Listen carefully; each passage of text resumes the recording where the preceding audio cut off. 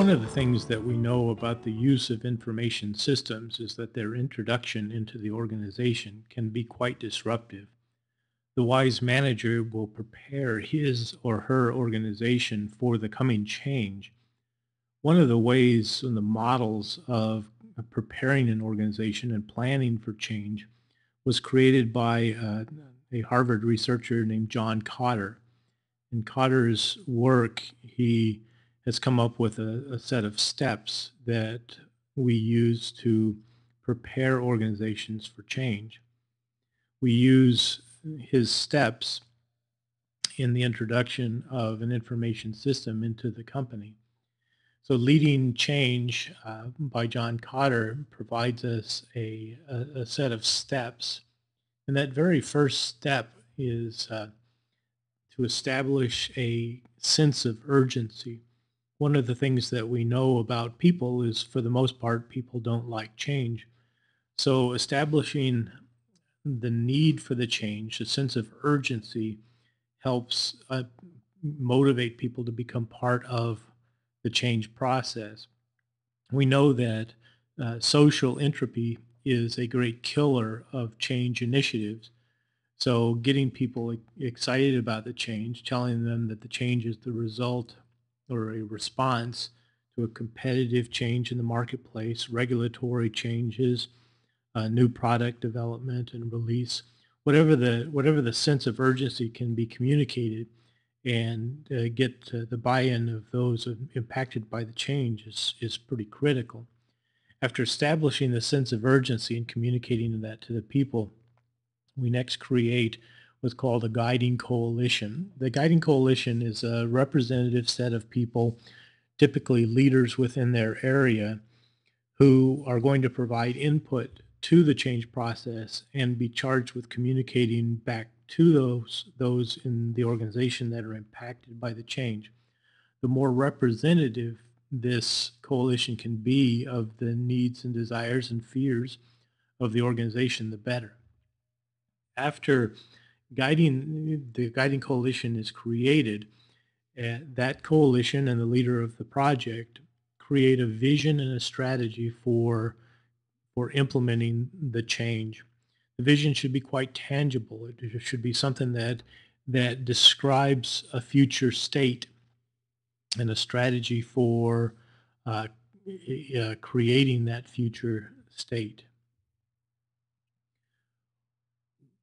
When we create the vision, when we create the strategy, we have to keep in mind that both the vision and strategy must be communicated in a way to allow those impacted by the change to immediately understand how the change will impact them and what the change entails.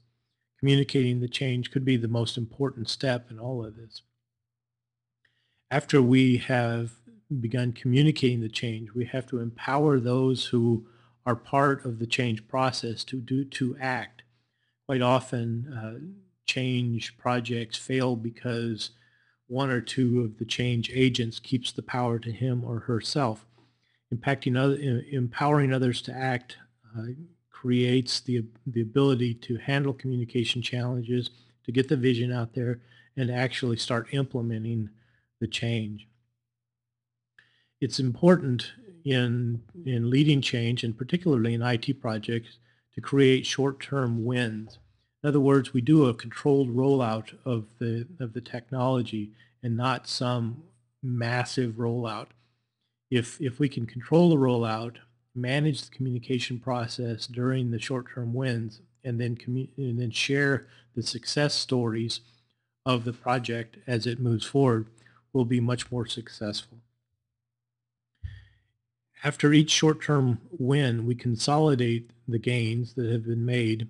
We integrate each short-term win into a larger win or a larger success story and use that growing success to encourage others to be part of the change and to show an increasing chance of success to those who have yet to buy in. There are other models that we're going to talk about in this class that talk about how to gauge who who is where on the adoption of technology curve. Finally, we have the challenge of institutionalizing the change into the culture. In other words, we make the new technology, the new information system, a standard part of the way we do business. And this may impact changing our culture, may impact changing business processes. However, we institutionalize the change. We make sure that it's now not possible to go backwards. And so the pre-existing technologies are probably gone. The pre-existing processes are changed or not existent any longer.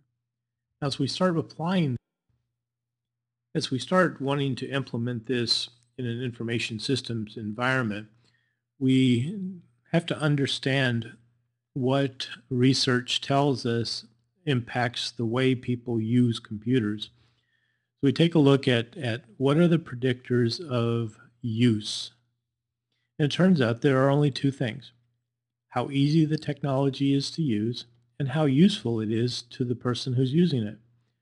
So ease of use and usefulness are the two elements that predict computer use. If we had to choose one of those, however, the one that is probably most important is usefulness. So as we communicate the change, as we start telling people this is what the change is all about, we have to be mindful of the fact that the technology needs to be perceived to be useful to the worker, to the employee, to the person impacted by the change.